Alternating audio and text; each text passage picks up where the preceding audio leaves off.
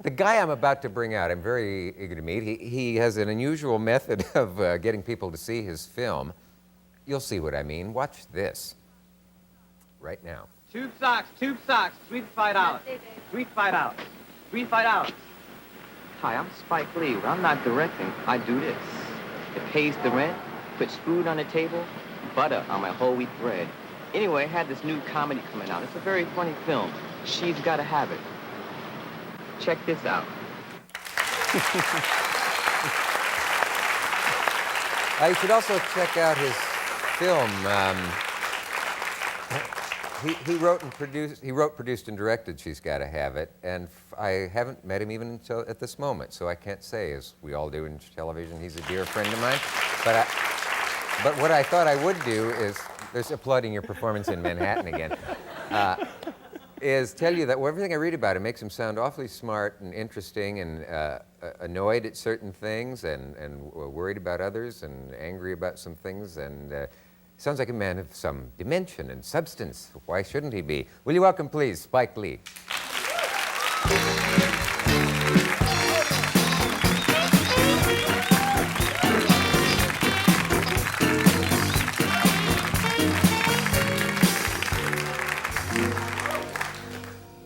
We could get one thing out of the way early on. By the way, you really, here we are in December and you're still celebrating the Mets.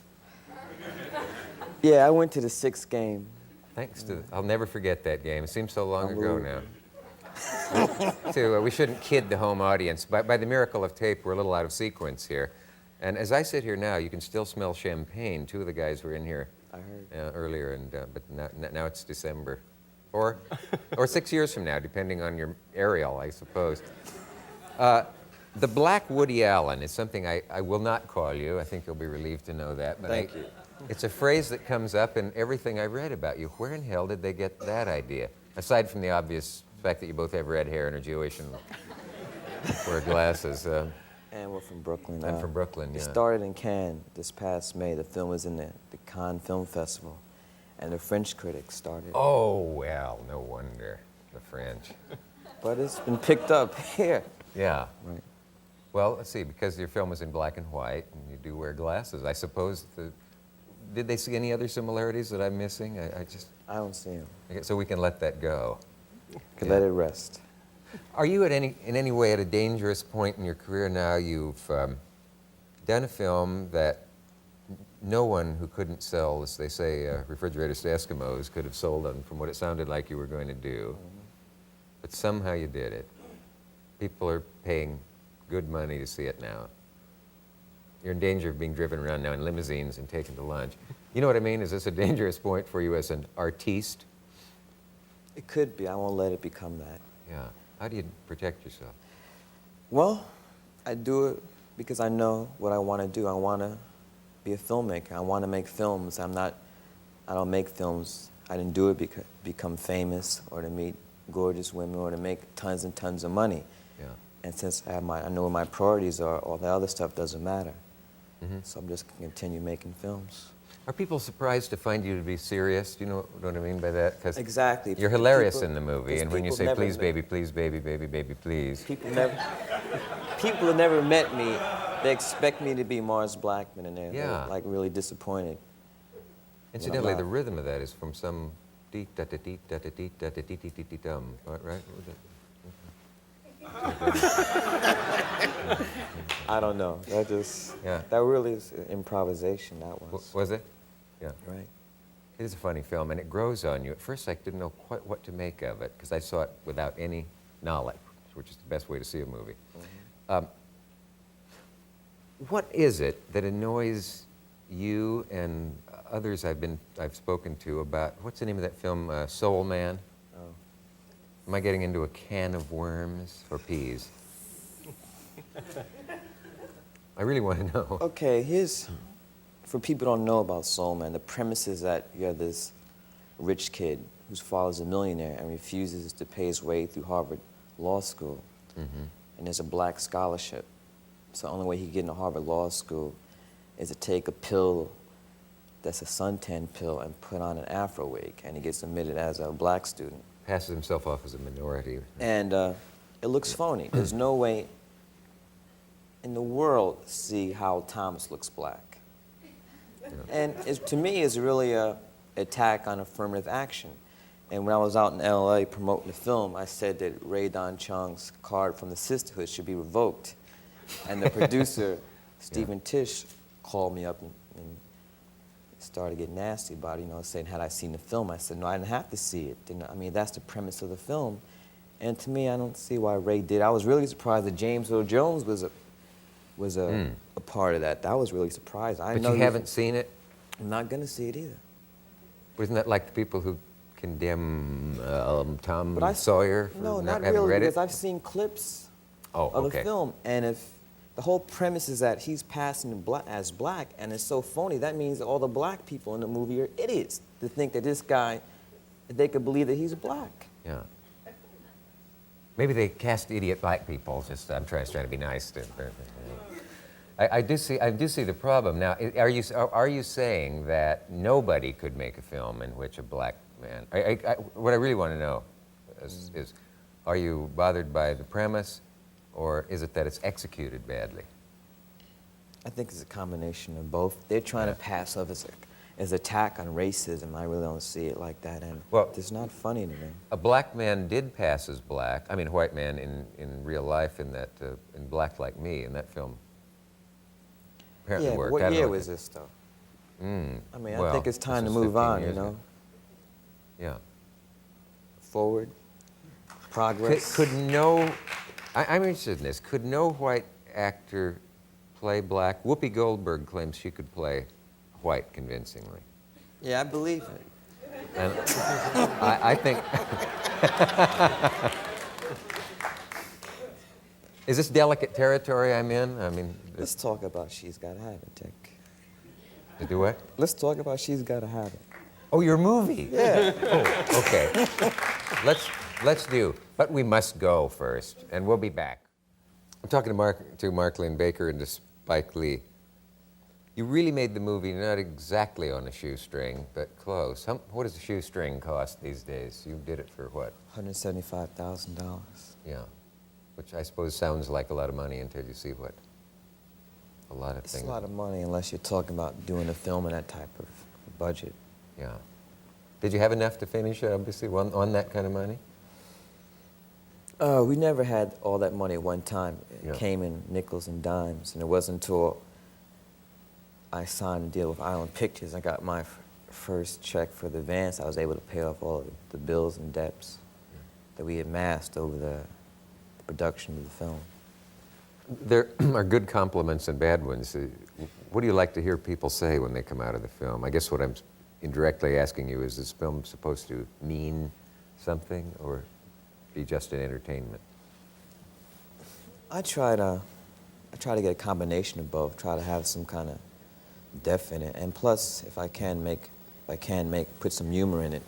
No matter what type of genre of film I'm going to do, I'm always going to have some humor in it. I don't think that She's Gotta Have It as an out-and-out comedy, but there are funny moments in it. So I think it's a combination of the both. But I think that people like the film. I've seen the film with audiences all across the country, and it really hasn't varied from place to place, where people laugh. They're all laughing at the same spots. I read somewhere that you got mail from women who liked some things and not others. And one of the things they didn't like, correct me if I'm wrong, was that the central character at very early on, the lady, has Lola Darling. a lesbian lady whose last name is Gilstrap? Gilstrap. Gilstrap. Opal Gilstrap. Yeah. I figured that name must be an anagram for something. Not really. I mean, Strip what happened is that gal. now Strip what happened is gal. that a lot of the women were disappointed that Nola didn't make love with. Yeah, that's the interesting. Why were they disappointed that she didn't succumb to the lesbian advances of the other character? How would it have been better if she had? That's what the point. I think it would have been too much, 3 men and a woman in this film.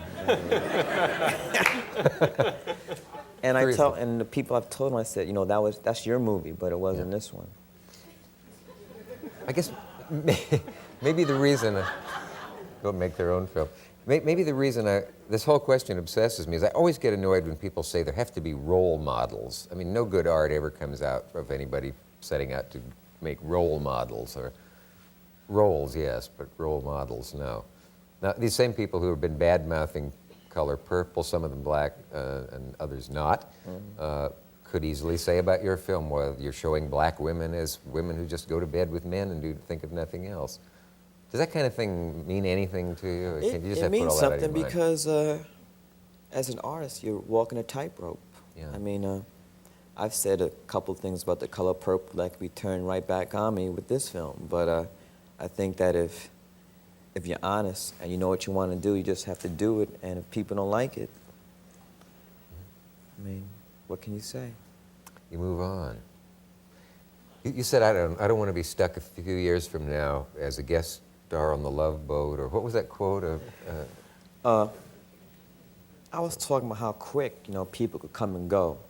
Yeah. I said I intend to be making films for a lot, further down the line. I don't want to be on, a guest host on The Love Boat or Hollywood Squares next year. That would be the trap that you fall into. Right.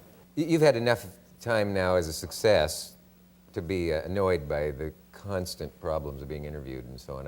What is it they ask you that really irks you? I can guess, but but I may have covered a couple of them already.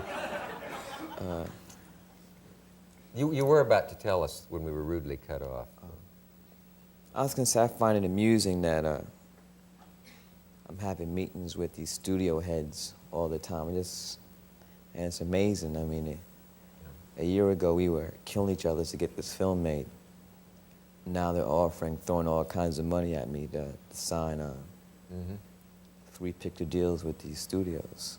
And That shouldn't surprise you, though, does it? no, it doesn't surprise, but it's amusing now. It's got to be, yeah. Do you ever amuse yourself by not showing up, for example? Or? No, I don't think I can afford to do that. I mean, I just have one film. You can't get too cocky or anything because the next one bombs. I'll be out on the street selling tube socks like you saw. I'm out of tube socks. I was kind of hoping you might have brought some along. Now, how did your film, among what must be a lot of films from unknown directors, unknown black directors and all kinds, get to the point where it got seen at all? The odds against it are overwhelming. Well, we killed ourselves to make the film, and then the world premiere of the film was at the San Francisco Film Festival this past March 28th, and we invited all the distributors that could handle this type of film. Not the big Hollywood studios, but they have middle-sized distributors. And we showed the film, and that's when the bidding war started. Island Pictures picked it up. We opened here in New York. They call it a bidding war? Well, that's what happened. Uh-huh. It opened August 28th here in New York, and there's a period in August where all the Hollywood films have opened, and there's a slot that if you have a good film, you could catch fire, and that's what happened. Yeah. Does it seem unreal in any way? Did you expect to hit with this one? We expected it. I expected it. But I thought that it would have taken a little longer than it did, but we shot right out of the gate. Meaning? Oh, shot right out of the gate. Yeah. I thought you were using a technical film term, because there's a gate on the, I'll explain to them, there's a gate on the, what? Camera or projector? Camera. Okay. I know so much about film that it's really wonderful. Another thing, one day I saw a bike, what? Do you ever see a man fall apart like this? When they held a sign up, let me show them the sign. I'll show you why I got distracted. You try to talk to two guests, and you see this. Now, what would you do? If you want to go, the gentleman's room is just down the way. Perhaps I don't understand. We'll be back, or not. I don't know.